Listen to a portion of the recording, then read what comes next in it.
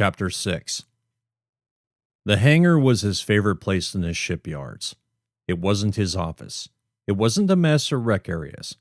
Hell, it wasn't even the domes where he practiced ZG combat against hollow targets in the silence of a vacuum. It was here, with the smell of Atmos steel alternately cooling and heating, the scent of oil and nanocircuitry, underlying 7 decades of sweat, blood, and effort. The hangar always felt alive and purposeful, even when deserted. It wasn't ever deserted, of course. Fortunas watched over every ship, every nook and cranny, and every human being that walked into the bays.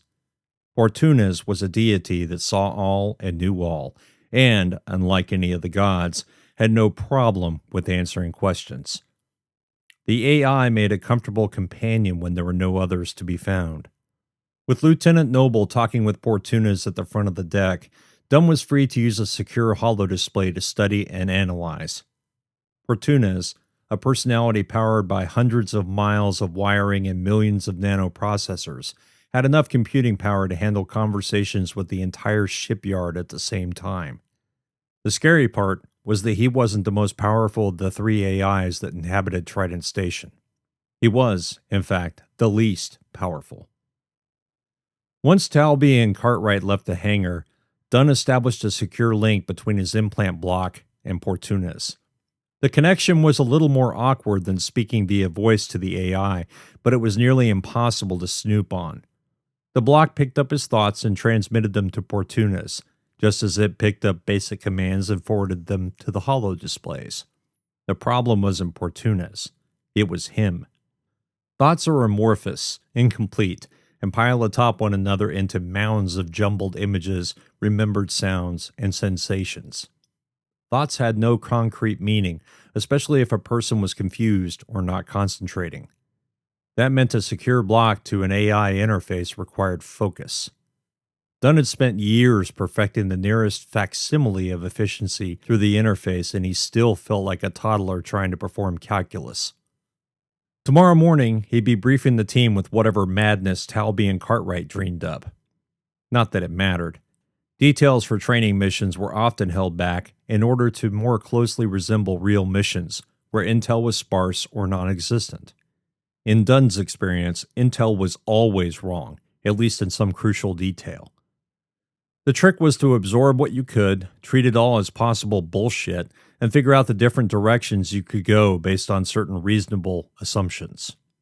Years spent in combat, hazardous rescue operations, and working in an environment where a simple suit tear could kill you had taught him to trust nothing but consider everything. In other words, Dunn went with his gut. Colonel Hayes had looked gleeful as he explained the barest of the mission parameters. The moment he'd asked the colonel when his team would be departing for the Kuiper Belt, Hayes' smile looked like a predator's. "Eric," Hayes had said, his hands once again tented in front of him on the ancient wood desk. "do you have any idea what the Mira means to SF Gov?" Dunn had said nothing, feeling as though Hayes wasn't done. He had been right. "Do you know what it means to me?" He hadn't known what to say. "Sir?"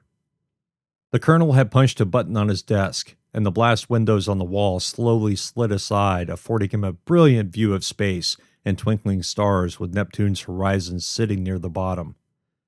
Dunn had half expected them to touch another button on the holo console and reveal a 360-degree over their heads, but the colonel hadn't been that big of a show-off. "The Mira," he'd said and stood from his desk, "was my father's project too, Eric. He was one of the first stationed here, even before construction began on the ship. His team stood on Neptune's threshold, a fleet of support ships carrying humans both young and old, floating at the construction site. They ferried workers back and forth from the platforms while watching each day's progress." Hayes had seemed completely lost in the moment, as if reliving the tales his father had told. "The mining ships, the refineries, the housing modules, everything you could imagine reached orbit and stayed. The Atmos steel processing plants, dozens of them, churned out thousands of kilometers of girders, pylons, sheets, and more rivets than was possible to count. Platform after platform, module after module appeared, creating a community, a town, and then, at last, a city.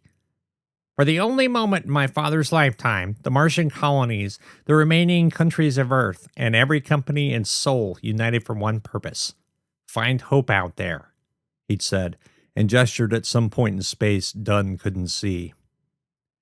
He turned to look back at Dunn. They built the shipyards. They built the ships. Then humankind together built Mira.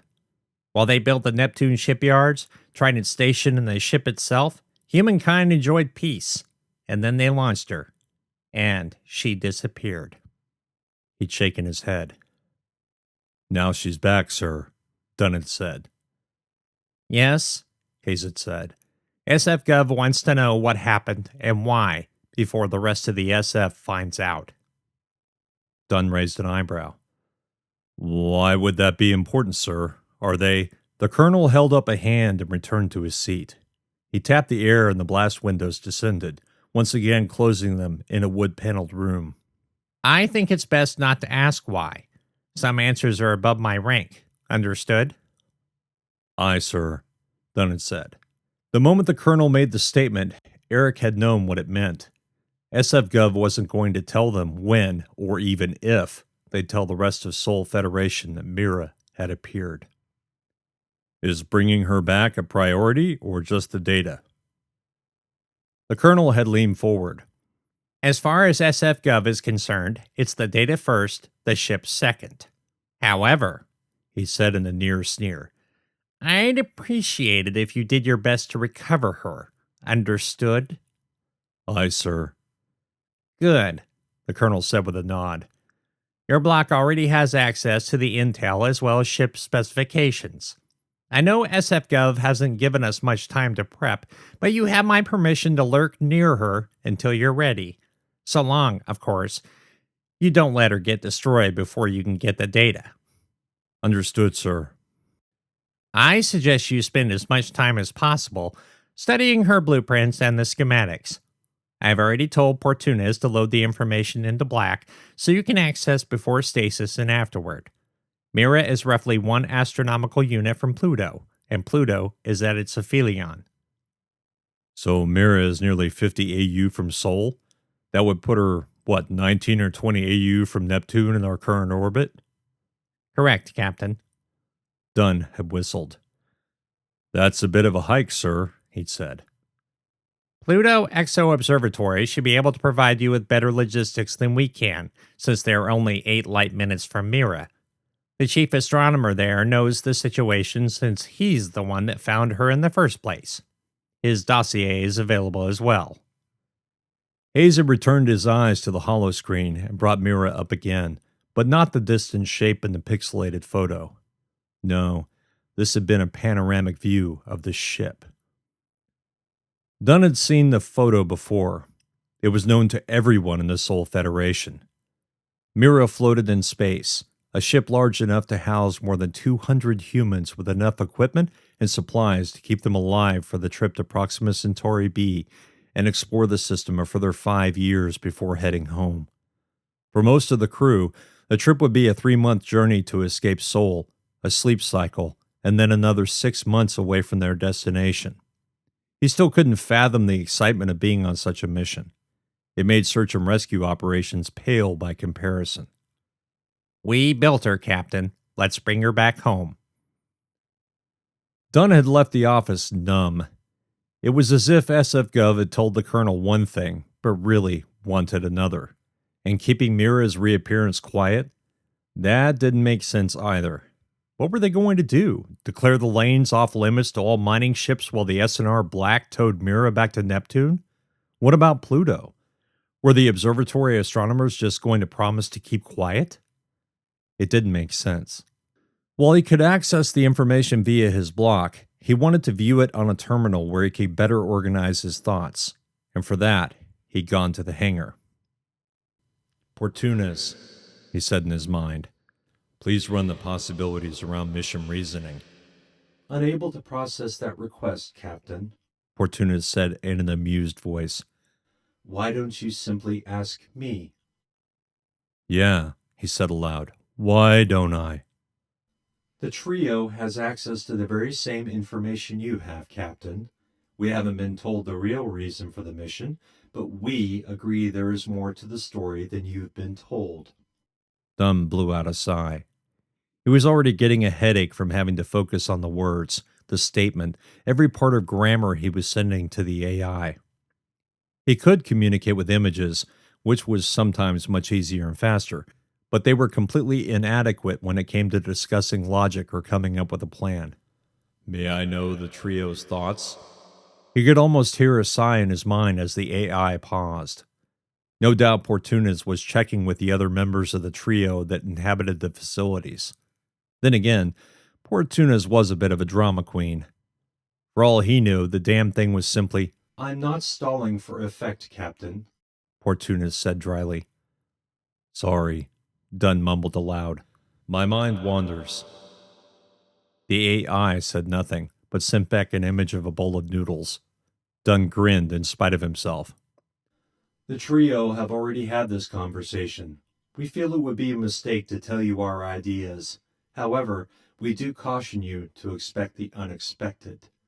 "Tell me something I don't already know." "No," the machine said. "This is different. You are being sent on a mission where the parameters do not make sense with the information you've been given." He blinked at the hollow screen. Mira floated before him on the display, its 3D image rotating slowly. What Portunez said was even more confusing. "No," he thought. "Fucking terrifying is what it is." "Captain, you should really turn off the block if your thoughts are to remain private." He rolled his eyes, shook his head, and shifted the display to show another set of schematics. He was doing his best to find the possible ingress points for Talby and the Marines. Rather than dock with the derelict, the Marines might be forced to board the ship via skiffs or ZG maneuvers. The schematics would help him find the possibilities and then plan for each. "I can help narrow down the options for you, Captain," Portunez said in his mind. "Of course you can," Dunn thought. "So let's do something about that. In looking at this, it seems as though there are 20 different ways in." "If the ship isn't damaged too badly," Portunez said. "Goes without saying," Dunn said aloud. "Show me." For the next 2 hours, Dunn and Portunez weighed pros and cons regarding ingress and egress points. Noble brought him coffee, then lunch. He and Portunez added ZG combat scenarios, as well as whether to take a space-capable support vehicle or include a fighter in addition to the 2 combat skiffs. They argued over the suits to use, the amount of ammunition, the proper weaponry, and all the possible corridors which might require specialized equipment. Portunez kept a list of their decisions and logistics requirements to the side of the ship's schematics. By the time they finished, Dunn's bio-nannies were in full analgesic mode, stuffing his system with natural pain-fighting chemicals to damp down the headache, the eye strain, and keep him level. But for all their effort, he still felt exhausted. Portunez seemed to realize it too. "Perhaps we should stop now," the AI said through the speakers. Dunn stepped back from the holo terminal and rubbed his eyes. "Probably a good idea." He pinched his thumb and forefinger, and the list took over the display. He scanned it, looking at the collapsible lists within lists within lists. The amount of data was mind-boggling if you tried to absorb it all at once, but looking at each slice individually, it all made sense. "What's left?" "Well, Captain, I think all that's left is loadout. I will run scenarios to look for possible problems in the various strategies, but I believe my first 3 simulations tell us all we need to know." Dunn smiled. "You're a lifesaver, Portunez." "Thank you, Captain. My pleasure." He turned off his mental connection to the AI. The tether between them disappeared, and part of the headache departed with it. "Oh, that's better," he said. "I'll need all the data transferred to Black." "Of course, Captain. As soon as I'm certain you have everything you need, Black will receive the encoded data." "Good. Send the logistics list to Talby so he and the Marines can start loading tomorrow." "Yes, Captain, I shall." "Guess I need to get a shower, read the bullshit Talby and Cartwright put together, and prepare a briefing." "Very good, Captain." By the way, Lieutenant Noble very much appreciated your decisions regarding Black and information access. Dunn looked forward. S&R Black's engineer was still engrossed in analyzing readouts and checking diagnostics. The man was so focused, Dunn wasn't sure a firefight would get his attention. Dunn grinned at the holo display. We make a good team, Portunas. Indeed we do, Captain. You now have 1.25 standard hours before your briefing. Might I suggest you take some time to rest first? Dunn reached for his coffee cup. The dregs were cold, but he drank them anyway, frowning at the bitter taste. I'll have plenty of time to sleep when we depart. True, Portunas said, but your team will see how ragged you are. He thought about that for a moment and then sighed. Okay, I'll head back to my bunk, catch 15 minutes, and then get back at it. Very good, sir. Dunn slapped the side of the holo terminal. Before I go, do me a favor. Sir? Make sure Noble gets some rest. Lock him out of his terminal in 30 minutes and then get his ass to the briefing. Understood, sir, the AI said. Thank you again, Portunas.